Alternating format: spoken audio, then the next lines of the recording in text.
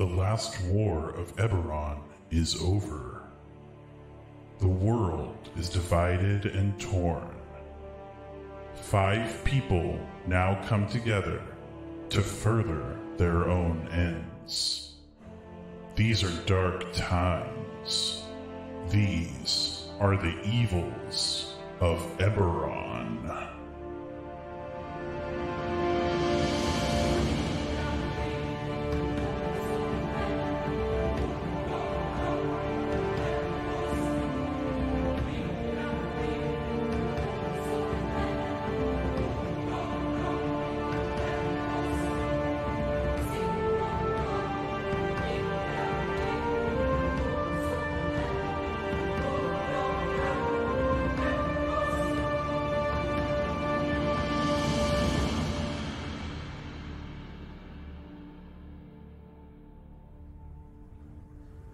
So I'm coming at this from like halfway through the tirade because he's been shouting out the entire journey, but the audience only needs to be recapped on last episode. And then, after all of that, the chieftain of the savages forces us to work for our freedom. So we set out to solve the problem the little oafs couldn't fix for themselves. And what do you know? My companions allow our party to be ambushed by otherworldly fiends.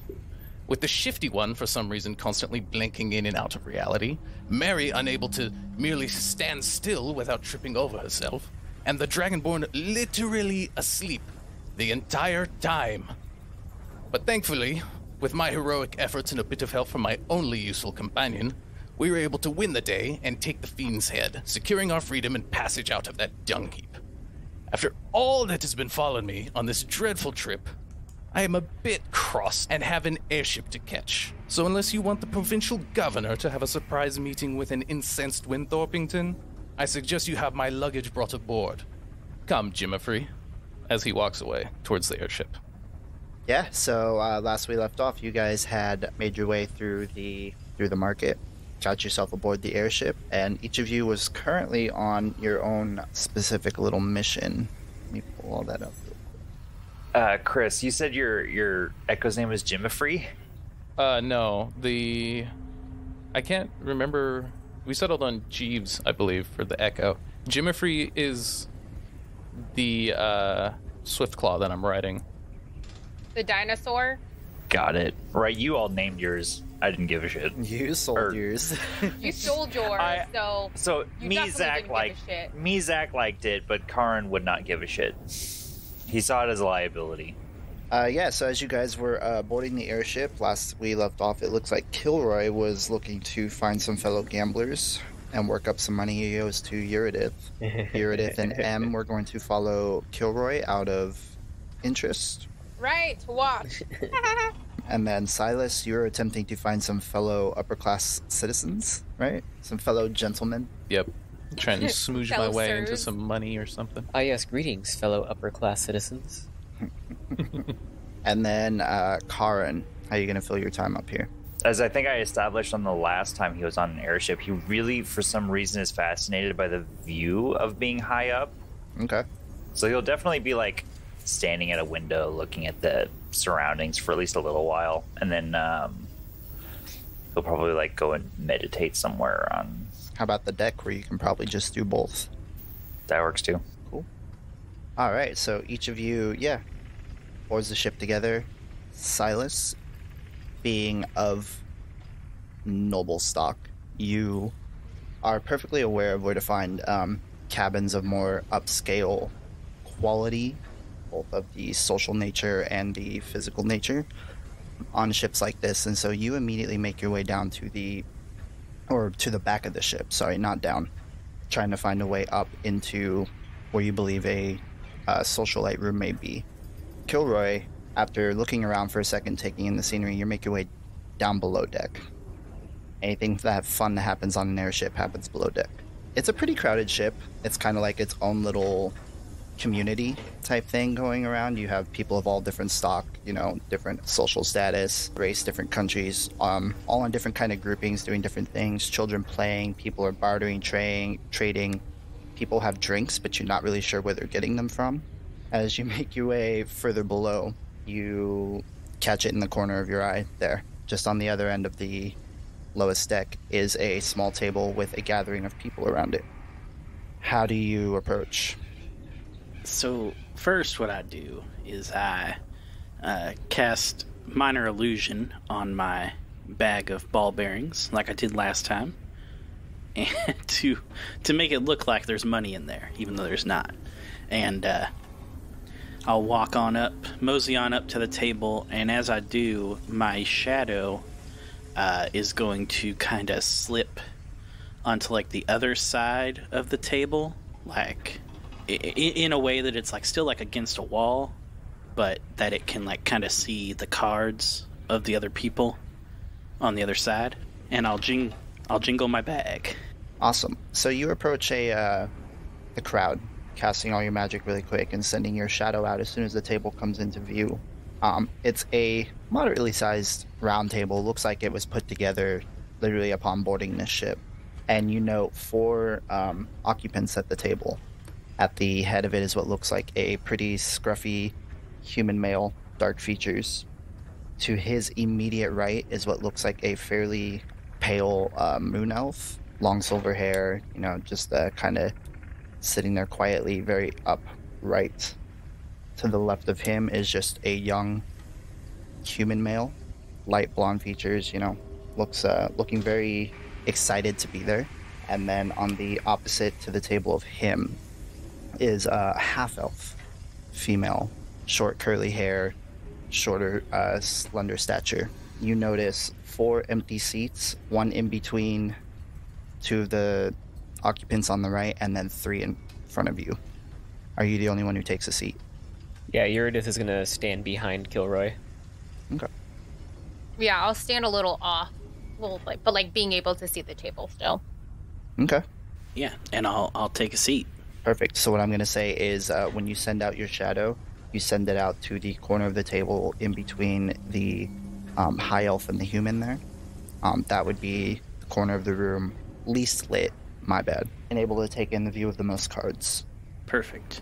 And I'll sit down and I'll plop my bag of coin on the table and just be like, all right, this looks like where all the fun's going on. So what are we playing here? Roll deception. 19 plus 27. Dang, okay. They see right through you and draw their weapons. No, I'm kidding. Oops. That was a DC 40. I didn't pick up on the sarcasm for like a half a second. You know, And I was like, oh, this got serious. Now I have to think, what Well, would that's your... why I don't want to be John's like, the- no, but yes.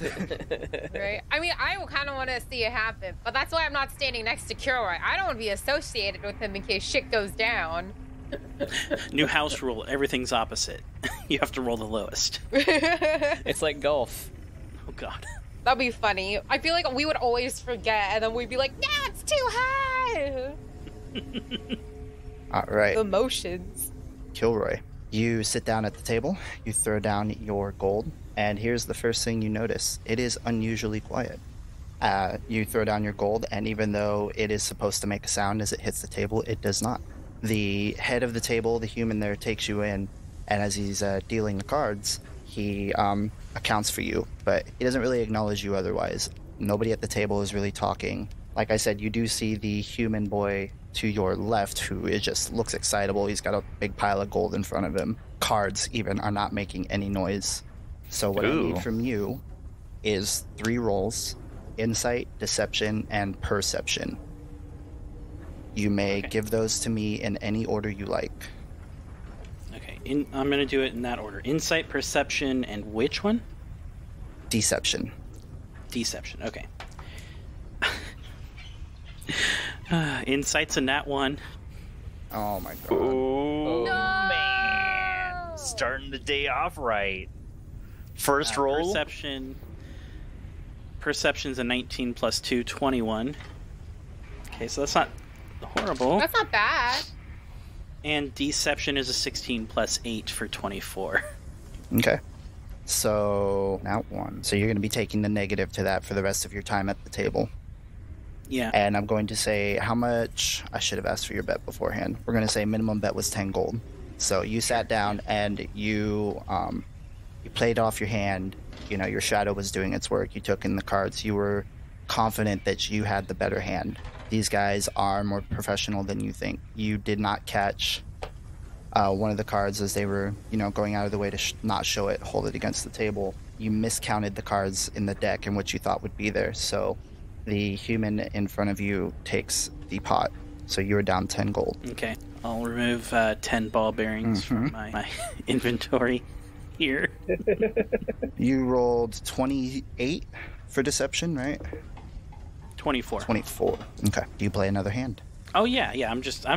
Kilroy's having fun, so he's more like he lost a hand. He's fine. He'll get it back. Awesome. Anything from Eurydice and M while you guys are standing around? Eurydice is just enjoying himself right now. He's just smiling. Okay. I know you want to. I want. Do it. No.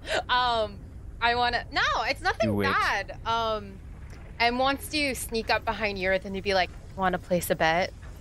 What's the bet? I bet you that Kilroy isn't going to get the money that he needs in time to give you. How much do you want to bet? 100 gold? Oh shit. Those some high stakes. Hold up. No, it's not. I'm like 680. Oh shit. Make it 3 and you have a bet. Oh shit. Eurydice is gonna extend his hand out for a shake. M's gonna shake back and go back to their spot. His handshake is firm, but more gentle than you imagined it would be. Surprisingly soft hands. Do you moisturize? I was gonna say. Yes, with the blood of my enemies. I mean, with all that scaly skin, you gotta. Okay, $300 bet. Got my notes here. Perfect. Let's do this. All right. Kilroy. Yeah. Insight, deception, perception. Sure. This time I'm gonna bet 50 gold. Awesome. These rolls are going to account for the next few hands, so can you times that by 3? Sure. So 150 Mhm. or 3 rolls. Okay. Sorry. Okay. And so with insight, I rolled disadvantage. Oh, well, that wasn't so bad. They were both 16s, so that's 21. Then perception is a 12 plus 2. That's only 14. And deception is another 19 plus 8 for 27. So over the next few hands, you win 2, lose 1. They're pretty quick hands. You're getting the hang of the game. Your shadow is, you're doing a really good job at catching the cards when they take their peek. So you may take back what you bet plus 75 gold. Haha, I actually have gold to bet with now. Ha ha ha. As you are raking in your winnings there, you see that the human boy to your left is starting to run out of money, and his excited face is turning into a worried face. The half-elf to your right is just keeping to himself. He's very hard to read, nonchalant. He is the one that won one of those hands because you can't quite take in his cards from the angle you and your shadow are at. The elf and the human in front of you are now kind of leaning closer to each other, and you see them making hand gestures as if they're communicating. Interesting. All right, I think this is how I'm gonna play it. After I win the last hand that I won, I start kind of playing with the coins that I've won and stuff, and kind of giggling and laughing and just be like, oh man, this is really fun. I mean, I'm having so much fun with y'all here. Where's everybody from anyway? Like, I always like to know who I'm taking money from before I clean them out. How about you, elf lady? Where are you from? You go through this whole spiel, but you barely get the first word out before you notice something is wrong. Your words carry no weight. They seem to stop dead as they exit your voice, and everything comes out as, at best, a whisper. What's that mean? The elf and the human take you in, and they were watching you talk, and they begin to sign to each other again. The human gets up, grabs his cards, drink, and a small pile of gold, and he moves over to the seat next to you. As he leans over to talk to you, again, everything that he says comes out as a light whisper, even though he looks as if he is focusing and talking to you in full voice. And he goes, "Yes, sorry. You must be new here." Yes, I certainly am. My friend here has a certain effect on noise. I hope that's not going to be a problem. No. As long as we can play the game, I'd just like to have a nice conversation when we're gambling, you know. But if y'all don't like conversation, that's fine. We can just play in silence, and I'll take all your money. You see him smirk, and he takes his drink, and he cheerses you. Keeping a careful eye on my gold, I'll just kind of tilt my hat. Perfect, yeah. And he deals you for another hand. Are you good for it? Yeah. Awesome. Yeah, we'll wager... Yeah, we'll wager 25 gold. 25s? Of my actual gold. So we're going to do another few rounds in a row again. So we're going to triple it to the 75. All right, go ahead. Okay, so that was a 15 on insight, a 15 on perception, and a 24 on deception. Cool, so we're going to cut to Silas for a minute. Silas, you broke away from the group immediately. Made your way to the back of the deck there, hoping to find your way to this room that you're sure exists. It barely takes you a few minutes to find. Like I said, you have a pretty good idea. You find a small cabin up above the deck there. It's nothing super extravagant or big, but as you walk in, you notice an immediate change in atmosphere, attitude, and decor. Everything is upscale, top-notch, clean. You have several gentlemen standing around, enjoying loud conversation, what looks like very, very fancy, expensive drinks that they're not even getting to finish before a set of waiters on their rounds are simply just refilling them as they go. You have a small fire in the corner and several tables for sitting and lounging at. All right. Do you think I would know anyone here? Give me a history roll. It is a 10. Okay. You take in a pair of halflings. They're both on separate conversations, but you immediately recognize them as socialites in some of the circles that you've run around in. One of them is Miri Olar. Again, just somebody you ran into at parties. A young woman, or a young female halfling. Shorter hair, darker features, very, very bubbly. And then the other one is Kala Boromar, a famous lawyer from some of the upper districts. What was the first name? Miri, M-Y-R-I, Olar, O-L-A-R. All right. And do I see anyone that looks like more than just a, like, you know, kind of like lower nobility. class? Yeah, like anyone who's got, like, serious money on hand. Everyone looks like they are very well off, especially compared to anyone else on the ship. But you don't pick up anyone specific. No banners or titles displayed really jog your memory. All right. In that case, I will approach Kala and Miri. And okay. You can approach one of them. Like I said, they're part of different little they are different groups. Ongoing. I'll approach whichever group looks like they have the most money on hand. Cool. So let's say you approach Miri. Miri herself really just loves to associate with people of a similar lifestyle. She just loves to be around them, be involved in them. She's very gossipy, loves to get all the ins and outs of everybody. And you hear her finishing up the end of the joke and laughing louder than everyone else at her own joke as you approach. And everyone takes you in. Nobody really recognizes you, and everyone just kind of standing there in silence. How do you approach? Does Miri recognize me? No, she does not. Okay, perfect. So he's gonna approach and grandiosely greet Miri as if she is a old friend. She's a halfling, right? Mm-hmm. He's gonna warmly greet her with, Miri, you little scamp, how have you been? And say, please excuse the drabby clothes. I've been recently from safari. And he's going to, project that whole, upper class vibe and, try and ingratiate himself with the entire group. May I have a persuasion and an insight roll? Persuasion is 12 plus 5, 17. And what was the other one? Insight?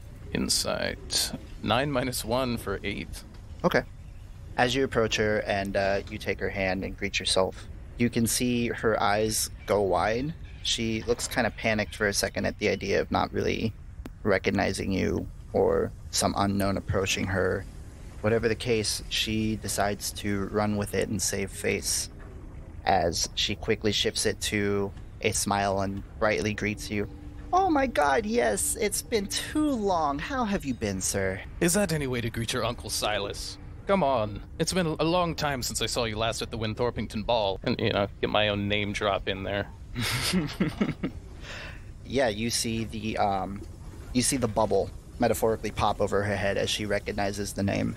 And she goes, yes, Silas, my dear, yes, it really has been so long. And I'm just so sorry to hear about all the ongoings with your estate and with your name. Really, that must be so terrible. Yes. She kind of just stirring her drink as she's nodding you along. Yes. The life can be trying. That's why I've been away on vacation recently, but I've been making my way back to the mainland, and, well, honestly, I've kind of spent all of my travel money, you see. And, he's going to also include anyone else in the group and ask for a bit of a loan. Now that he's dropped his creds, they know who he is. He's gonna be like, honestly, everyone, you know this situation. You've always been in it a bit before. A bit too loose with the coin, and then what you've got on hand is gone, and you're thousands of miles from civilization in the middle of a wasteland. As you do. I've discovered a brand new breed of swiftclaw dinosaur.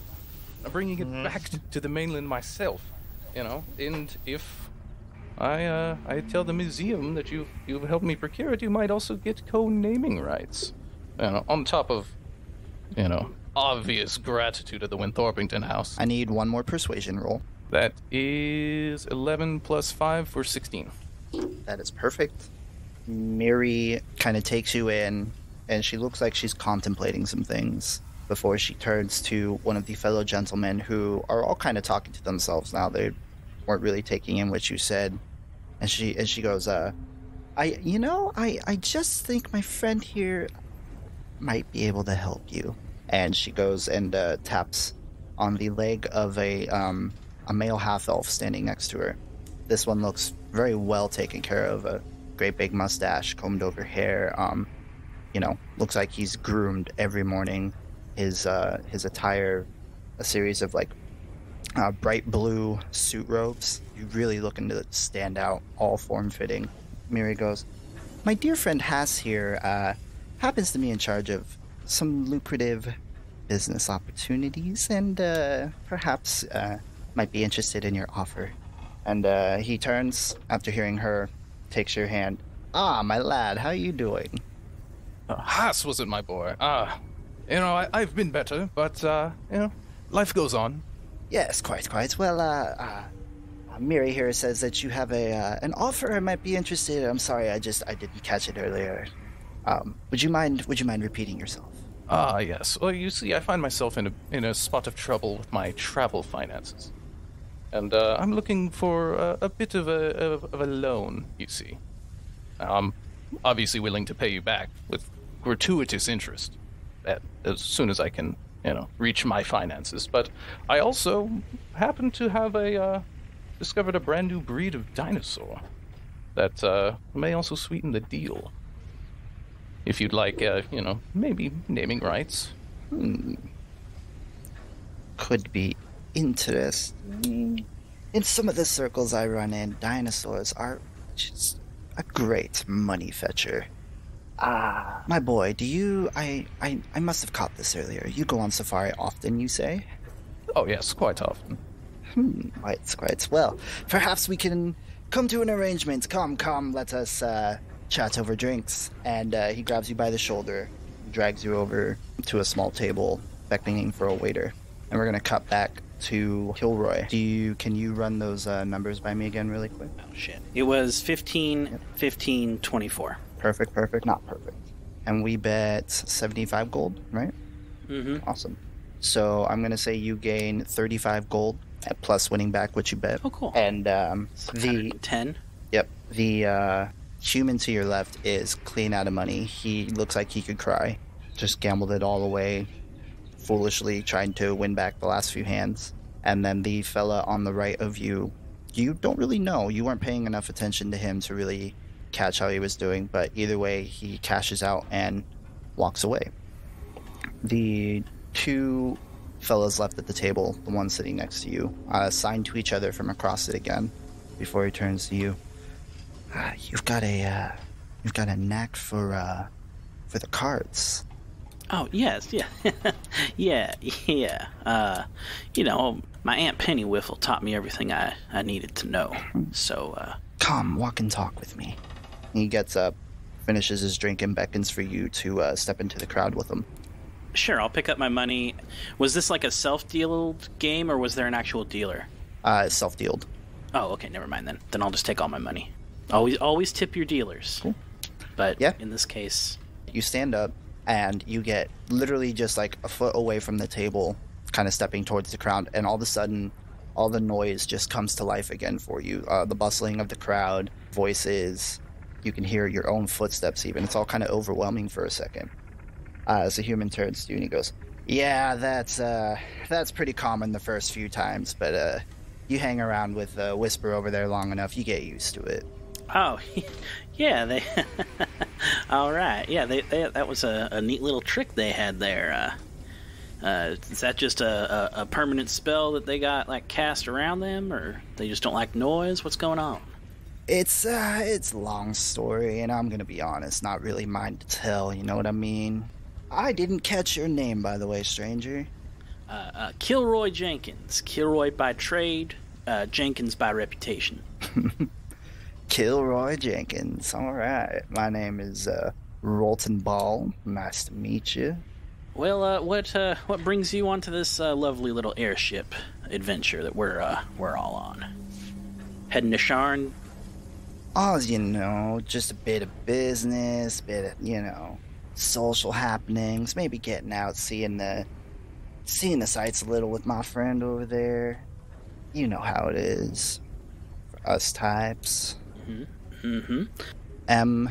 Eurydice, Kilroy, can I have perception checks real quick? Sure. Aww. Nat 20! I got a 17. Okay. I got an 8. Oh, no. Okay. I don't really know what's distracting you, but maybe it's just the Kilroy getting pulled away. You're utterly convinced that something bad was about to happen.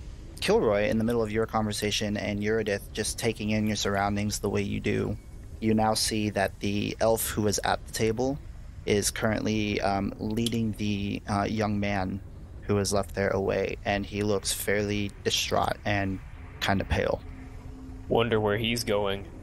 Hey, what's up with that human fella at the table? He looks very sick. Is he got some, maybe, does he get sick when he travels by air? Is he with you all?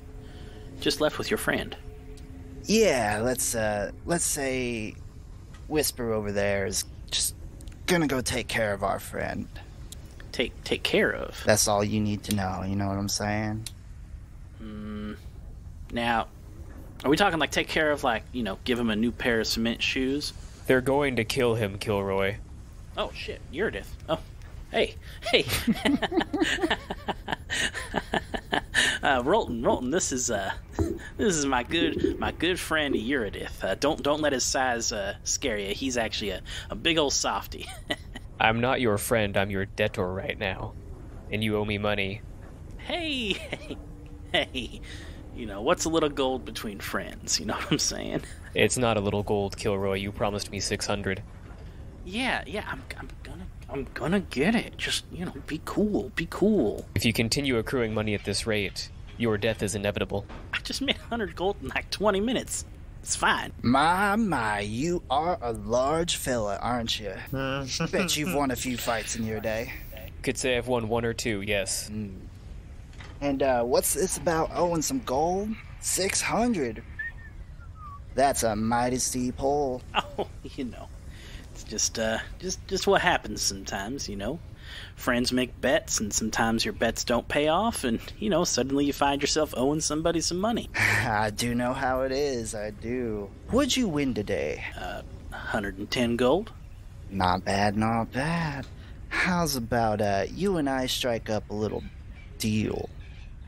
No sooner does he say that the noise kind of dampens again as his elfin friend steps back up behind him. Even though he snaps his fingers and no noise comes out, when he puts his hand down, a small sack of gold is transferred to him, and he disappears just as quickly as he came about, noise coming and going with him. You definitely make note that the young human is not present. And he holds out a bag of gold to you, rifles through it a little bit. Think that should cover the rest of what you owe your friend there. Uh-huh. And what's the catch here, friend? Come on. People don't just give out gold out of the goodness of their heart. Come on now. My friend, you know what's up. Tell you what, definitely not out of the goodness of my heart, but I like you. And I'd hate to see your friend here pummel your face into, a little puddle. So, I'm gonna help you out, and maybe you can help me out in the future. Consider it an investment. All right, an investment. That's fine. As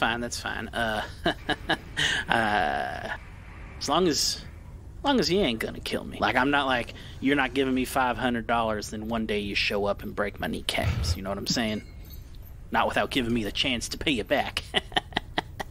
My friend, I have definitely broken kneecaps for less, but I have no interest in hurting you at the time being, just utilizing your specific skill set. I'm sure we'll be talking more. I'm gonna go mosey about the ship a bit, think about it, and we'll be in contact. Sure. I'll think about it. Right? Yeah. And then as he leaves, I'm gonna turn to Eurydice and just be like, He's gonna kill me, right? Him or me, your choice. Well, shit. The gold has exactly 490 gold or the bag has 490 gold pieces in it, so enough to cover your 600 debt to Eurydice. Oh, but not a penny more. Not a penny more. As a professional gambler, David, I do have a certain lifestyle I like to maintain. I'm pretty sure at the moment that lifestyle was just maintaining life, so... Zing. Should've. Plus, plot advancement. Eurydice M, now that the fun is over, anything new out of you? No, is this flight overnight, or are we just a couple hours in the air? I forget what time of day I had you leave. I'm pretty sure in the morning. So it should take about the same time. We'll say you guys have been on it for possibly a few hours now. And it is going to take most of the day to get back, like before. Well, then I think it's about time Eurydice got some food, so he's going to move to get something to eat. Cool. Yeah, you just find yourself some vendors, or... Yeah, vendors are fine. I want a piece of meat. Piece of meat, yeah. I'll say you managed to find yourself something, get fed, wander about the ship. M? I'm just chilling. I won't just walk around. Cool. Just chill. Taking it walk in. around. Yeah. And then Karen, still just hanging and meditating? Pretty much. Okay. I'm just making sure. I don't want you to feel left out or nothing. No, you're good. I'm struggling to stay awake, so just listening to you guys is fine for me right now. So if you hear snoring, we'll be like, Charn took a nap, literally. Karen went from meditating to sleeping. Yeah. He's transcended his physical body. His spirit's actually floating around the ship right now. Karen? Yes. I will say that you, in the middle of your meditation on the deck, which has kind of emptied now as it's taken off, a lot of people don't really want to deal with the outside as the ship is flying around. While you were deep in your meditation, you thought you heard something on the deck of the ship, a bit of scuffling and some kind of like drastic movement, but no sooner did you really take it in to see what was going on, all you caught was a moon elf male standing by the edge of the deck, gathering some things off of the ground before walking away. The human guy got thrown off the fucking ship. Or at least hypothetically speaking. New pair of cement shoes, so to speak. Karn, glances over his shoulder, sees Moon Elf guy, forgets about it 3 seconds later. Back to Silas. So you have made your way over to the table. You're now a couple drinks in with Haas, right? Haas? Yeah. Haas. Cool. You're a couple drinks in with Haas, shooting the shit, talking about business and whatnot, before he finally kind of leans back and he goes, yes, so the proposal. I happen to work for certain individuals who just have an interest in, how do you say, rare goods? If you catch my drift. It seems to me that you happen to be able to get your hands on some rare commodities, as it sounds like, and with a bit of funding, perhaps you could proclaim a few more. Oh, are you saying you are willing to pay me to go on safari? My dear boy, I am merely willing to act as the intermediate for those who are willing to pay you to go on safari. Sounds like music to my ears, good boy. Splendid. So, upon landing, how about we work out an exchange for your dinosaur there, and then my company and I will be in touch with you about further ongoings and work. Sound like a deal? Oh, well, you see, I had planned to take the dinosaur down to the museum.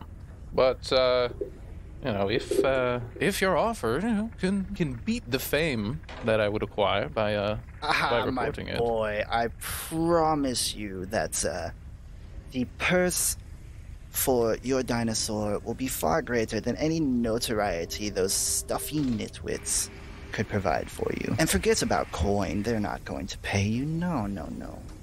No, you sell it to me. And then we'll have a deal. Now, how much exactly are we talking here? Well, depending on the buyer, I could fetch a good price, and as an offer of good faith, let's say 700. Well, then how much does a riding horse cost? A riding horse is 75 gold. 75? Yeah, I'll just pick one up if I need one. There you go. So he's gonna fire back. Well, I do need an entirely new set of equipment, and he's gonna motion to his shabby and dusty travel garb. Among other things for my trip. What do you say? 1,000. Persuasion. 12 plus 5 or 17? My dear boy, that is quite the ask. But something tells me you'll be worth the investments. 1,000 it is. And he reaches out a hand to seal the deal. All right. And can I roll insight to see if I detect any kind of trickery about? You could in roll his some offer? insight, yeah. Sure. Oh, that is where is it? 3 minus 1. So I got 2. Maybe whatever he was given Silas was a bit too strong. You know you probably entered into a shady deal, but it sounds like too good of one to pass up. Sure. So he's going to heartily shake his hand and finish his drink at the same time in a show of camaraderie and acceptance. As he, shakes your hand and walks away, he, smacks you on the shoulder, and turns to look at you and he goes, "The Boromir clan will be in touch." And he walks away. As he says that, you are instantly, your memory is instantly jogged of the Boromir clan being one of the bigger criminal contacts in all of Sharn, and probably one of the competing criminal organizations with the guy you are currently working for. Ooh, drama. Barring any interesting activities from you guys, the rest of the trip goes pretty uneventful. Wandering around the cabin, taking in, getting into or out of trouble before you land a little earlier than the evening than anticipated. You didn't have to come from all the way to the other side of the continent. Sun is setting as you guys are pulling back into town. Anything from anyone else? Any missions while you guys are entering town? Anything you guys wanted to go do? As we get off, I hand Eurydice his gold. I say, "There you go. You don't have to kill me now." And I head straight to the inn to find my donkeys and check on them. Introduce them to their new brother. Oh, God. So after receiving that gold, Eurydice is going to approach M, and he's going to shake the little baggie of gold and smile. Em's gonna hand over the 300 gold and just say, make sure he didn't scam you, and walk away with my little dinosaur N. Pleasure doing business. I forgot you named the dinosaur N. Yup. Oh, I'm also going to take my dinosaur and head into town. Okay. As everybody is coming out of the airship with their dinosaurs, Karin will already be like at the foot, waiting for everyone else. Clearly like wondering what took you all so long. And Silas, your dinosaur is immediately led off with another group of people, and a small bag of gold is dropped into your hand as you exit the airship. Did you sell your dinosaur, old man? Before that, Silas is going to inquire to the guy as to the other opportunities that were mentioned. Let me find some buyers for this here creature of yours, and then get to talking to some of my investors, and I'll be reaching out to you real soon. So just sit tight. Don't go too far. Because this is the the main city we started at. Have we established what inn we're staying at? No, because you have a house or an apartment. I do, but I don't want to bring the homies there. I didn't say you had to. Sure. But yeah, he I guess would know me, or Silas would expect that he would know me. So he'd be like, yes, very well. I guess so. As a character, if that's how you want to interpret that, that's fine. Knowing now that he works for the Boromir clan, once again, one of the largest criminal organizations in the city, they have means of finding you. Mm-hmm. Just straight up. Oh, also, do I know that the guy we're working for is opposing the Boromir clan? Not specifically, but you already heard a bit of his spiel of what he's doing. What he does as far as criminal trade and gambling rings, and so you naturally would assume working for both of them is probably a no-go, as they would be in opposition. Mm-hmm. All right, guys, give it to me. What are we doing? Well, Eurydice is eager to meet the person who broke him out of jail and get this collar removed from him. Yeah, Karin's ready to bust down a door and get the terms so that he can get free of this involuntary contract before too long. Same. Cool. Give me a minute or two here, guys. Mm-hmm. Also, I would like to, over the next while, spend any downtime or rest time I have with my dinosaur, training my dinosaur. To do... just the basic commands come, sit, stay, go over there, and then some more advanced things like kill, dispose of body. Dispose of body. All right. Oh, that one's automatic. Cool. So, Kilroy, you wanted to run off to the inn to check on your donkeys and check in your dinosaur? Yeah, want to get them all introduced to each other, get them acclimated, You have been gone for 3 days now, right? Yes. So yeah, the innkeepers are a little disgruntled with you after disappearing, just leaving your donkeys there. And my cart full of goods. Yep, and talk of selling it all, take up space without paying for it, so they demand the 5 gold for holding the space up front. Do you pay it? Let me see. Let me look through my inventory. And what can I barter? Yeah, if possible, I'll try and either sell them enough goods of stuff that I have. What do you have? I mean, I've got some acid. It's worth 8 gold. Got some books. It's worth 25 gold. Let's see here. You got a pair of donkeys. They're probably worth 50 each. I do have a pair of donkeys, but Oh my gosh, are you really gonna sell your donkeys? I'm not going to sell my donkeys. No, I know. How about this? Let's do a little role play. Now, I know you're upset, and I know that you are frustrated with my inability to pay. I actually just finished a job for Vasad over there, and I'm actually about to go collect my payment. I was just bringing by my dinosaur, get him acclimated to Earl and Gray. But if you're really insistent on me paying up before I head out to meet Vasad, you can either wait until I go get my money from Vasad, or I bet you that I could knock you out without me lifting a finger. And if I can do it, then I don't owe you a dime. Their eyes got wide and wider every time you mentioned Vasad's name. And at the end of your tirade, they turn to you and tell you to leave, take your stuff, and get out. Oh, fine. Well, okay. And I go and I get my donkeys and my cart all situated, and What do you do with your dinosaur? I'm like riding my dinosaur, While and I dragging have your my donkeys? and I have my donkey's like reins like in my hand next to it, and I'm like kind of walking a couple paces ahead, but like, you know, holding on to the reins with one to like try and lead them on. High or low, Josh? Oh God. Hi. You know how this podcast goes, Josh. Yeah. Bit of chaos for my most chaotic player. It's your lucky day, though. You can't help but notice that your dinosaur has a keen interest in your donkeys. As you're riding along, even as it marches forward, it makes a small hissing noise, and it always has one eye on them. I'm just like petting its scales, just like, it's okay, Chamomile, it's okay. You'll get used to them. I promise. It's okay. Where are you going to head to? I'm going to assume that I like overheard everyone else talking about going to see Vasad, so I'm going to head that way. Okay. Easy peasy. Although I was hoping so hard that Kilroy would leave the dino and the donkeys, go to Vasad and come back and just find the dino.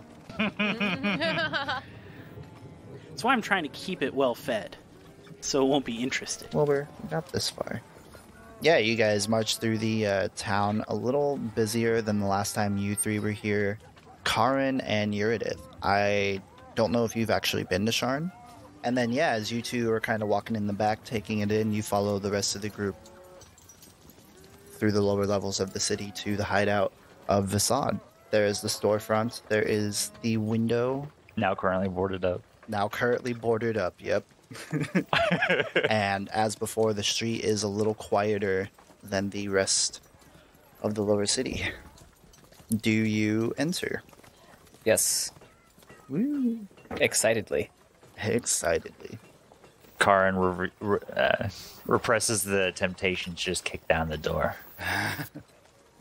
David, I'm assuming I'm arriving a few minutes after them. I will say that because you were on your mounts and you knew where they were going, you caught up to them fairly quickly. It didn't take long for you to get turned away. Okay, cool. So as I get off and I'm tying my donkeys to like a post, and then I tie my clawfoot to another post next to the other clawfoots. Sounds groovy. While you are toiling away, trying to suggest that your dinosaur not consume your donkeys, everyone else starts to make their way in, so you definitely take up the rear as you finally give up, tie him down, and hope for the best. You guys are greeted with either a new or similar hallway and spiraling set of stairs. It's no sooner that you enter the building that you hear a loud, deep thud. Just one. And then as you guys make your way through the hallway and down the stairway, you hear it again. And possibly one more time before you come to the final door. Who's taking the lead? I'll be taking the lead. Damn, eager. All right. You don't know where you're going, but you're taking the lead. Eurydice is following the sound of violence. Karin is borderline, like almost trying to push past Eurydice and getting there first. Me first. You're just actually just kind of like body blocking you in the hallway, like he's not letting you get ahead of him. Like he knows your game and he's not about it. You guys hear one final thud as you open the door and enter the room. I might as well have kicked the door down. I opened it with vigor. Okay. You hear one more thud as the door opens very fast and smacks against the wall behind it. So, yeah, you guys enter the room. You kind of pour in pretty quickly, following the pace of Eurydice there. And Eurydice, Karin, you guys are able to take in our benefactor. new business associate sitting behind the desk. Yeah, benefactor. There you go. You know, a well-built hobgoblin, hair tied up, all nice and neat, sitting behind his desk. But he seems to be turned and looking off to the wall to his right. Immediately next to him is his Githyanki companion. Everything weapon sheathed, shoulder on his back, but he has his arm outstretched. And now each of you is able to take in a small figure up against the wall on the very far end of the room. He appears to be held there against his will, struggling to breathe, as Vasad now turns to greet you. Ah, yes. Welcome, welcome. I did not expect you to take so long to return. Yeah, well, pirates and all that, Pirates, you say? Yes. Yeah, that Dreadbeard fella, he's been just an awful nuisance. Dreadbeard, yes. I have quite a history with him. I'm well aware of the problem. Perhaps we'll take care of it in the nearer future. And welcome, my new friends, as he gets up from behind the desk and he takes Karin and Eurydice in. I extend my hand for a shake. Perfect, yeah, he takes it, shakes your hand, looks you directly in the eye. He is only an inch or two shorter than you. Karn also extends his hand and also direct eye contact. Yeah, perfect. He immediately turns and takes your hand in. Same thing, he looks you directly in the eye, nice firm handshake.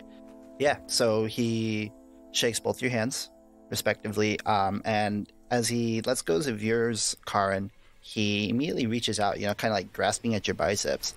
Yes, big, strong man, just exactly what I was looking for. You two will do quite nicely.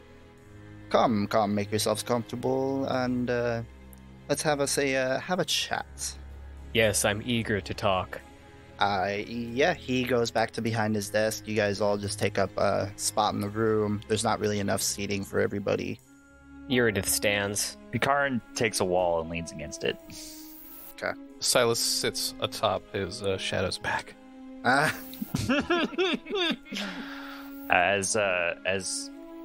Vasad is gathering his things together from his desk, Karn is like, yes, I'm eager to learn as to the details as to this contract that we've all been conscripted into. Yes, I as well. Right down to business. And just to be clear, are these like a self-destruct bracelet? Like, we don't do what you say and you blow off our arm or something? Because that could hurt. Yes, many questions. To business, then. Each of you is now under a certain debt. To me, I intend to capitalize on that. Through your unique and adventurous skill sets, I plan to expand my little organization here. The deal is simple. You help me remove a few key players, beat down the other overlooming groups in the city here, and I will be happy to release you and set you about your merry way.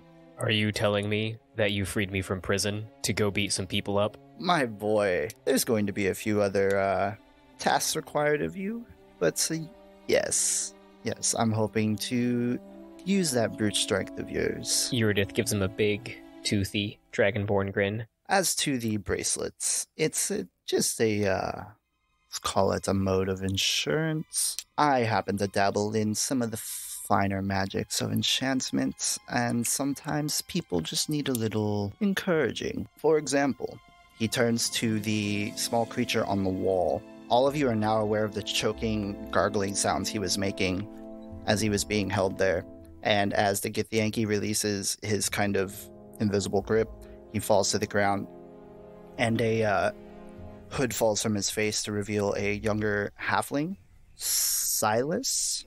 You immediately recognize the symbol pinned to the outside of his cloak as also being a member of the Boromar clan. And do I recognize him from the group I saw earlier? No. All right. Then keep that to myself.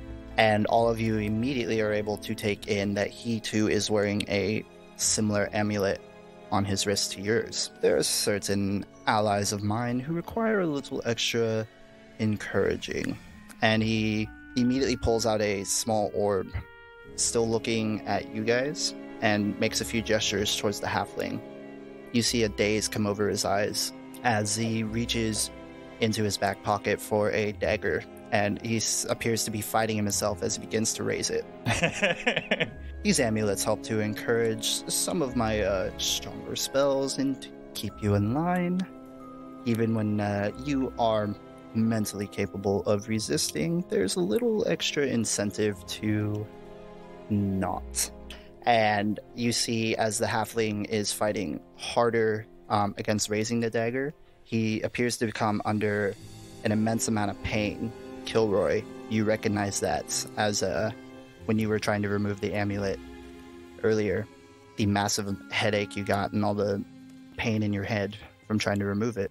He appears to give up fighting it as the knife suddenly jerks, and it's held to the side of his throat by his own hand. All I ask is you comply, and we'll get through this work nice and quickly. No fuss, no muss. How does that sound to all of you? Sure. Just point us in the direction of our first target. Come on now. Yeah, it's not like we really have a choice in the matter, you could say. Yes. And you'll take these bracelets off? I have your word for that? Certainly. And can I insight that? You can sure try. Oh, another 3 for a 2. Man. Silas is gullible as fuck. That's how he lost his inheritance. Maybe not so much gullible as proud. You know? Yeah. You just refuse to believe someone's smarter than you or going to undercut you like that. Absolutely true. I don't know. No one would dare screw over the Winthorpe Yeah. ones. And there's no subterfuge he could not see through. So He continues holding the orb up, gesturing to the halfling, but talking to you guys. My associate here was working for undercover under another clan. He's failed me a few too many times. Perhaps one of you can take over his job here. And he kind of scans you really quick. You, pointing at M. Oh, yay. Oh, yay. Before we proceed with any of the fun festivities, some information needs to be gathered. I need you to infiltrate the clan and find the location of a higher up. A higher up? Yes, I'm hoping to have a small chat with them. Do I get a name of this higher up? So yeah, you ask for a name, and Vasad stares you down. Kala Bormar. And Silas, you recognize that name as one of the people you saw on the airship earlier. Cool. And am I supposed to bring him to you? Do you want me to kill him? No. Not being quite that violent yet. I simply need information on her ongoing day-to-day routines. Then our large friends here will probably take care of the acquisition. Acquisition or termination? To be determined, I would say. Termination is preferred. Oh, and friendly reminder, if you should get the inkling to cross me, and you hear the slice of the knife as the halfling falls to the ground, I recommend you don't. We'll be talking to you soon, I hope. All right. And he moves back to his desk, takes a seat, and beckons for you guys to exit. Karin stands up, stands straight up and picks up his sword and he's like, "What about the rest of us? What are we doing right now? Just standing around with our foots up our ass? I need to do something." Keep yourselves entertained, however you see fit. Just stay close. If you need something to do, Charon, my armor could use a polish. It's gonna get a dent if you don't keep your trap shut. I welcome it. Hey, Vasad. Hey, Vasad. Can I take that body, take care of it for you, clean it up a little bit, get rid of it, whatever you need? No. Oh, okay. Just thought I'd help out. I was gonna try and have a zombie. Oh, what? Oh my gosh. Oh my I was gonna animate dead, and then God. I'll have a zombie to hold on to my donkeys. Go get your own body. How long does Anime Dead last for? 24 hours, where you have to then recast it or lose control of the zombie. Got it. Oh boy. Oh, well, I'm gonna get up and leave. Got a mission to do. As we're walking out, Karin is gonna still engaging with Erdith, gonna be like, "Don't test me, dragon's whore." And Eurydice is going to draw his sword, putting the tip close to Karin's throat. Don't speak ill of the Queen. Karn's gonna be like laughing in your face as like I literally have it as his like I made the magic item. His sword weighs 25 pounds. He like literally like kind of one hand drops it and it like leaves a dent into the floor and he's like, I will speak of the bane of Avernus how I speak or how I choose. Eurydice is going to sheathe his sword and spit on Karin's sword. My boys, if you're going to have a spat, I insist you take it outside. Of course. Lead the way, Karin. Karin scoffs and like heads out the door. His sword clearly unfazed. I meant it as disrespect, not to damage your magic sword. Yeah, that's fair. It's to damage the ego, not the sword. Damage the ego. David, as we leave, I'm going to attempt to leave my shadow behind. How far can your shadow be from you? Okay. 1 mile. Oh, shit. Go ahead and give me a stealth check on your shadow. Sure. 14 plus 6 is a unnatural 20. Perfect. You cast your shadow as you leave, and you guys all pour out onto the street as the sun is setting behind the rest of the city. That's going to be the end of the session.